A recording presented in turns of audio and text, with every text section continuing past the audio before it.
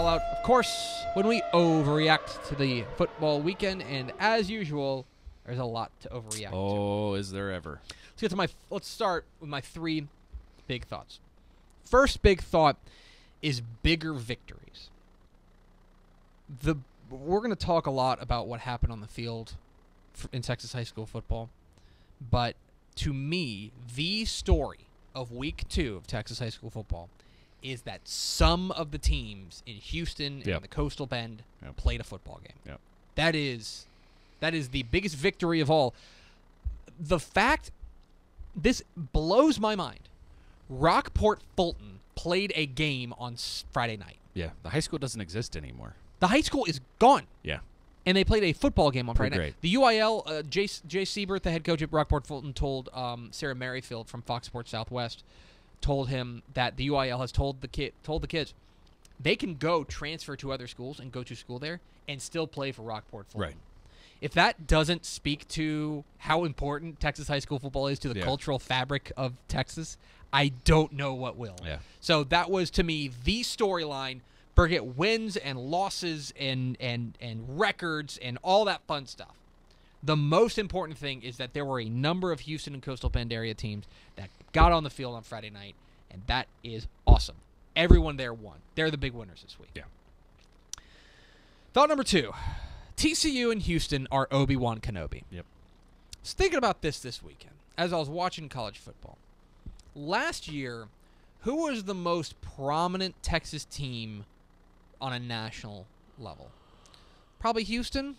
Yeah. Right? Yeah. I was going to say at this point in the season is an interesting question too, right? Yeah, at this point in the season last year, A&M, Baylor, still, like, we're like, oh, hey, you know. Houston had just beaten Oklahoma. Houston had just beaten Oklahoma. So we had those 3, and we're sitting here going, this could be a big year. This could be big. Could be a big year. I will tell you that I think the landscape of college football, and we'll get to it in the power poll at the end of the show, I think the landscape of college football in Texas this year is pretty clear. Yeah. I think it is TCU and Houston in some sort of order. Yep. And Yet to be determined. Yet to be determined. Yeah. And then there's a small gap. Yep. And then it is in some order, and we'll determine, presently in some order, it's UTSA and A&M in some sort of order, in my mind. It's those 2. Yeah. And then there's everyone else. Yeah. And if there is going to be a team in Texas that rises to national prominence this year, there's 2 hopes. They are our only hopes. Yeah. Save me, Wan Kenobi. You're my only hope. Yeah, the odds are in their favor. I'm still excited about what UTSA and SMU could do. Yes. I think so far they look like they could be conference winners, which means them and Houston could be on a track for a brouhaha. Correct.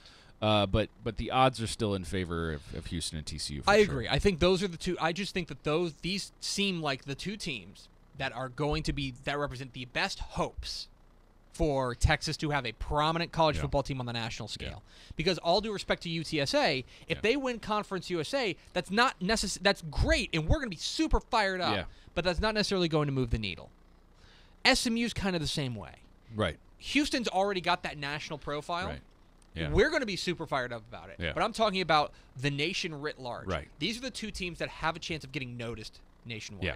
Barring A&M figuring some stuff out and barring Texas figuring some stuff out or barring Tech playing some defense. Let's also say that. Yeah. Those are, to me, the 2 hopes for Texas to have a prominent team. And thirdly, sweet, sweet vengeance. That was another theme of Friday night, is that we had a number of teams. I mean, first of all, there's TCU getting revenge on Arkansas. There's that. But there are also, to me, there were a number of high school teams that got vengeance after getting their doors blown off the years before. Yeah.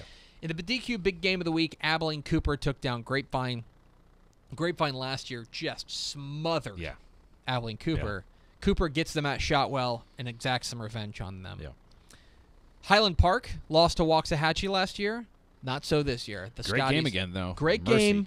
The Scotties got some revenge. Highland Park avenged their loss to Waxahachie last year.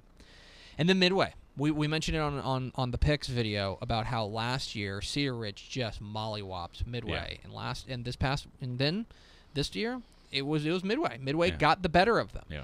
That was, to me, a kind of through line throughout the entire Friday night experience, was there were a number of teams getting vengeance for last year's losses. 3 helmet stickers. Let's give a helmet sticker to A&M Consolidated quarterback Caden Fedora. Recognize that last name? Yeah, that's weird. Weird. Caden Fedora throws for 350 yards and 4 touchdowns and adds a rushing touchdown in their win over Magnolia. I'm already so excited for A&M Consolidated College Station. It's going to be great. Oh, my Lord. It's going to be great. Lee Fedora getting his first shot at College Station. Going to be a lot of fun. Helmet sticker for Caden Fedora. Helmet sticker to SMU wide receiver Courtland Sutton. My goodness. This is why he might be the best receiver in America, people. 8 catches, 163 yards, and 4 touchdowns in the win over North Texas. And the thing about it, and I tweeted about this during the game, the thing about it is that he's getting the attention that a number 1 receiver should get. Yeah. He's making these catches despite tight coverage. Yep. And he's a freak. He's a freak. And so 4 touchdown catches. Half his catches went for touchdowns. Yeah. And that is, to me, one of the most remarkable performances of the year. Courtland Sutton gets a helmet sticker from me. And also, Houston St. John's running back Deion Smith. How about this? 362 yards and 4 touchdowns in their season-opening win over Houston Second Baptist. Deion Smith, come on over here. Let me slap that helmet sticker on you. 3 teams to watch. How about the Alpine Bucks? Man, they're off to a start, aren't they? 2-0. They have beaten San Angelo, Grape Creek, and Van Horn. Now, look, I'm not here to tell you that San Angelo, Grape Creek, and Van Horn are like the number 1 and number 2 teams in the state. Those margins, baby. But you beat 2 teams by a combined score of 125-0, and I'm listening. Yeah. I am listening to you. Yeah. Bucks, keep an eye on them. They are looking very, very strong. How about Angelo State? What are you doing to your mic? What do you mean? Am I? It is your mic. It is not your headphones. Oh, really? Yeah. Are you stepping on it? I might be. Okay. Okay. Angelo State. Angelo State is 2-0, a 48-20 thumping of Northern Michigan, and the numbers here are great. Jake Faber, their quarterback, throws for 396 and 3 touchdowns. 2 of those touchdowns went to Lawson Ayo. Remember him from Sunnyvale? Wow. 9 catches, 165 yards, and 2 touchdowns for Lawson Ayo.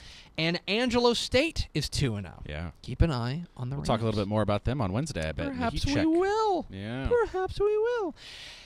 In Arlington Martin, Bob Wager's Warriors are 2-0, a 50-33 win over Southlake Carroll. They are averaging more than 50 points per game. Juma Ottaviano, their quarterback, is doing big doings. He does everything for them. He is really impressive. Arlington Martin off to a 2-0 start. Bob Wager's got to be very excited about their win over Southlake Carroll. For sure. 3 teams to worry about. Let's start with Abilene. So they're 0-2. They lose to St. Angelo Central, and you go, okay, St. Angelo Central's a good team. It's fine. Yeah. Who's at Midland Lee? And it's not just, again, early in the year we're thinking process over results. For sure. It's not just that they're 0-2, but they're giving up 45 points a game. Mm-hmm. That is not good. That defense has got to shore things up because guess what? Things don't get a ton easier. They really don't. When you start playing the teams from, Fort Worth and stuff. Yep. So, Abilene 0-2. I'm worried about them. Texas A&M. When is a 10-point win worse than a 1-point loss? This was terrible against Nicholls State. They end up winning 24-14, but Keith Ford hurt his ankle. The quarterbacks. This is the biggest thing. The quarterbacks struggled to pass down the field. We know Kellen Mond we know Nick Starkel's out for a while, so they start Kellen Mond. He struggles. They bring in Jake Hubenak, and you mentioned it. You were watching this game. Start off great. You're like, oh, okay. Why didn't they make this change sooner? And at the end of the game, you look at the stat line, and it's almost identical. Here's to me the number. Against Nicholls State. Nicholls State, they average 5.5 yards per attempt. 5.5 yards per attempt. Last year, Trevor Knight averaged 7.1 yards per attempt. And Trevor Knight was fine, but he wasn't some world beater. Yeah. That is very concerning because you can have the best receivers in the world, and they have some outstanding receivers. They do. But if you don't do that, but if you can't hit them deep down the field and take the top off the defense, it doesn't matter. It doesn't. So I'm worried about A&M. And finally, Monday, the Moguls are 0-2. Losses to Hawley and Stanford, and you might be saying, okay, well, there's some outstanding playmakers. Right. For Quay both Stokes these didn't teams. play for Holly. He's out for a while. Quay Stokes. Yeah. Stanford, of course, has state championship pedigree, but the problem is the offense is the problem. Ooh. 35 points in 2 games. That's A not little good. worried about Monday Yeah. to start the year 0-2. That is Monday morning fallout.